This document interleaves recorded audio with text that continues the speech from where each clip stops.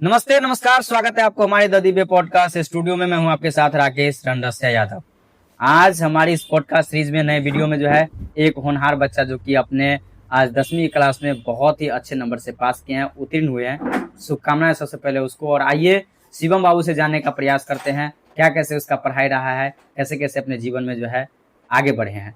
सबसे पहले बहुत बहुत स्वागत है आपको हमारे द दिव्य पॉडकास्ट में और बहुत बहुत शुभकामनाएं आपको शिवम बाबू कि आज आप अच्छे नंबर से पास किए हैं। बहुत बहुत शुभकामनाएं आपको। मेरा भी पहले आपको धन्यवाद जो आपने हमारे गांव घर के छोटे छोटे बच्चे सबको ध्यान दिया और अपने पॉडकास्ट चैनल पे लाके बच्चों को जागरूक करने का काम किया। इसके लिए आपको भी मेरा धन्यवाद आप मेरे तरफ से। बहुत बहुत शुभकामनाएं मेरा आपको। नाम शिवम कुमार, पापा का नाम मंजय राउत।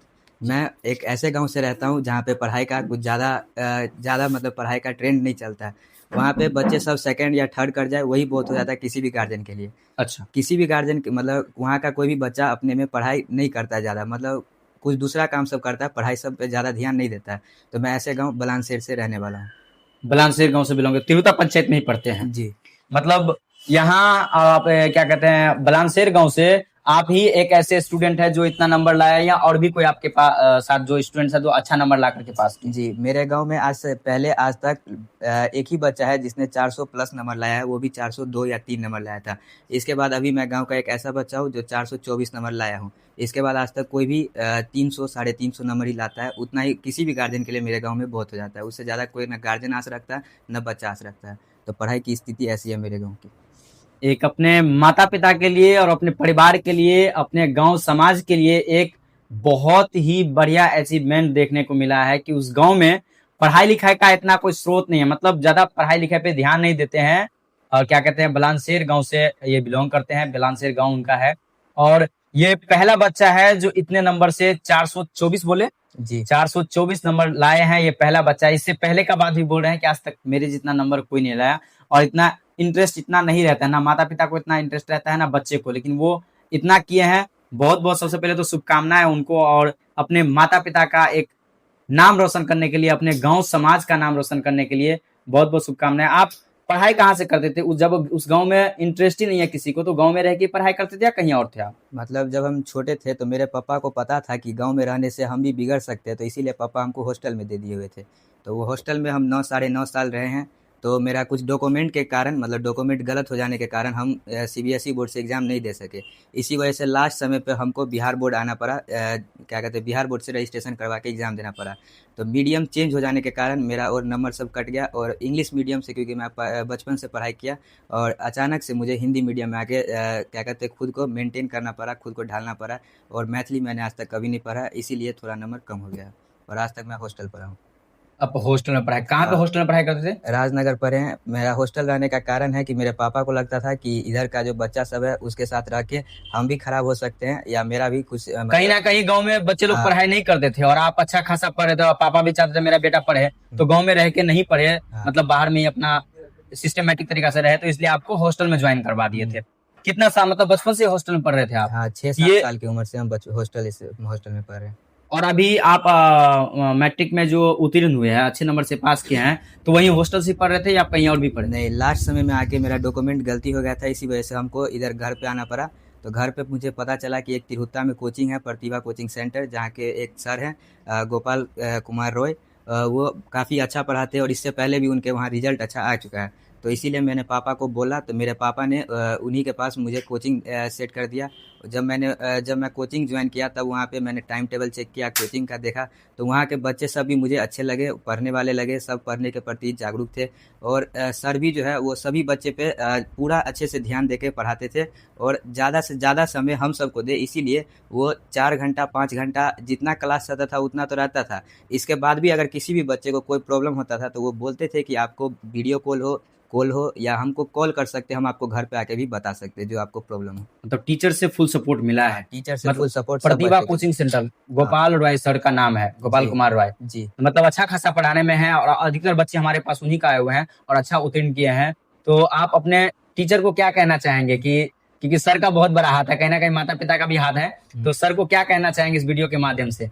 सर को यही कहना चाहेंगे कि जिस तरह आप हम लोग पे ध्यान दिए, हम लोग पे भरोसा जताए, उसी तरह से और सब बच्चे को तैयार कीजिए, क्योंकि गांव घर का बच्चा और माँ बाप भी वैसे ज़्यादा तो पढ़ाता नहीं है, जो पढ़ने वाला है कुछ कुछ रहता है उस पर थोड़ा ध्यान देके पढ़ाइए जिससे कि और अच्छा हो सके। क्योंकि एक तो पढ़ाई लिखाई चलता नहीं है ज्यादातर, और चल भी रहा है तो बहुत बच्चे उस पर ध्यान नहीं दे रहे हैं। तो कहीं ना कहीं सर को कहने का आपको ये है कि सर, आप अगर लग रहा है आपको जो विद्यार्थी जिसके अंदर में हुनर है, टैलेंट है, उसको आप आगे बढ़ाइए, उसको और जरा ध्यान दीजिए।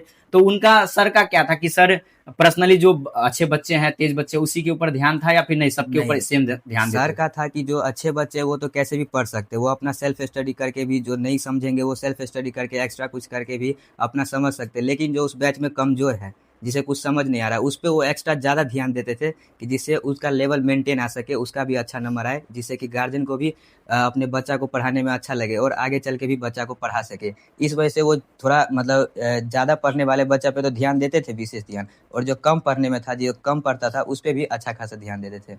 सर का भी बहुत अच्छा। तो आप सबसे ज्यादा नंबर जो है आपको कौन से सब्जेक्ट में आया है? सबसे ज़्यादा मैथ में आया है। लेकिन आप कहीं ना कहीं बचपन से इंग्लिश मीडियम से पढ़ते थे, हाँ, तो इंग्लिश में क्या है? इंग्लिश में भी मेरा 67 नंबर है, जो कि हम कभी इंग्लिश इधर का तो मतलब इंग्लिश का बैच पढ़े नहीं है। ग्रामर से जितना आया है वो 67 है। और अचानक ही मतलब 1-2 महीना के अंदर ही में जो सब हम इंग्लिश में पढ़ते थे वो हमको हिंदी में पढ़ना पड़ा, तो इसी वजह से थोड़ा गलती हो गया।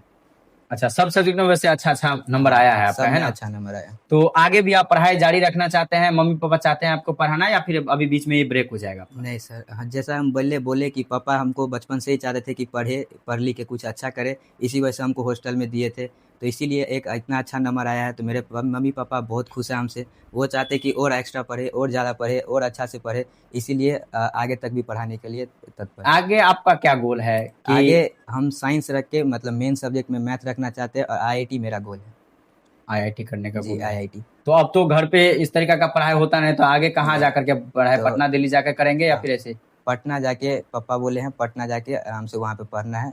दूसरा कोई भी चीज़ का टेंशन नहीं लेना है, अपना पढ़ाई लिखाई से ध्यान रखना है। कहीं ना कहीं शिवम बाबू, आप जो है एक क्या कहते हैं, हॉस्टल का स्टूडेंट है, तो आपका पढ़ाई का टाइम टेबल भी अच्छा खासा होगा। क्या सेल्फ स्टडी क्या कैसे रहता था आपका? मतलब हॉस्टल का तो सेल्फ स्टडी था कि 4 बजे नींद खुले, 3 बजे नींद खुले, नहीं भी नींद खुले तो भी आपको वार्डन उठना है? आके उठा देता था। अब उठ के अपना पढ़ाई कीजिए 4 बजे से 6 बजे तक। तो सुबह में तो फिक्स है कि 2 या 3 घंटा तो पढ़ना है। तो उधर ही से हॉस्टल ही से टाइम टेबल बन गया हुआ था, तो घर पे भी सुबह-सुबह उठ के अपना पढ़ना। वो जब से घर पे आएगा वो मतलब आए आप, तब से वो टाइम टेबल आपका उसी तरीका का है? और वो हमको पता था कि मेरा मीडियम चेंज हो चुका है, जो हम इंग्लिश में पढ़े वो अब हमको हिंदी में पढ़ना है, तो पूरा सिलेबस हमको 2 महीना के अंदर में कंप्लीट करना है। तो इसी वजह से एक्स्ट्रा ध्यान देने के लिए 5-6 घंटा तो वैसे पढ़ लेते थे नॉर्मल। अच्छा, आप क्या कहते हैं, आपका जो 10वीं आप कर रहे थे, कौन से स्कूल से कर रहे थे, कहाँ से? राजनगर में एक स्कूल है, न्यू आवासीय शारदा विद्या मंदिर, शारदा। प्रिंसिपल विपिन कुमार रॉय।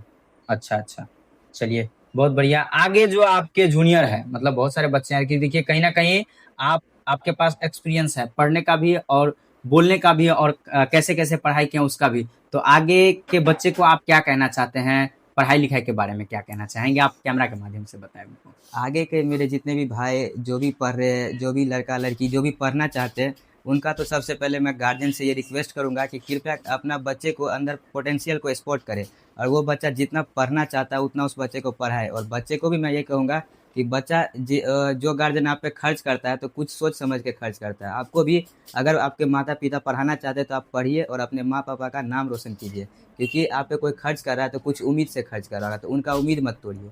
नहीं खुद के लिए तो पापा मम्मी के लिए भी पढ़ाई कीजिए। आज कहीं ना कहीं शिवम बाबू से सीखने को मिलता है कि आपके समाज में किस तरीका का व्यवहार, किस तरीका का रहन सहन है, वो कोई मायने नहीं रखता है। ये एक ऐसे गांव से बिलोंग करते हैं जहाँ पे पढ़ाई लिखाई का कोई सिस्टम नहीं है, कोई भी बच्चे ज़्यादा पढ़ते नहीं है, लेकिन फिर भी शिवम जो है उनका पापा मम्मी का।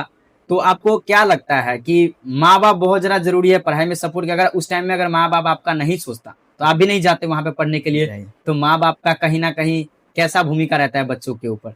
देखिए, सबका माँ बाप, अगर कोई किसी का भी माँ बाप नहीं भी पढ़ा है तो अभी के दुनिया में उसको पता है उनके माँ बाप को कि पढ़ाई से बढ़कर और कोई चीज़ नहीं है। पढ़ाई एक ऐसा शेरनी का दूध है जो जितना पिएगा वो उतना दहाड़ेगा।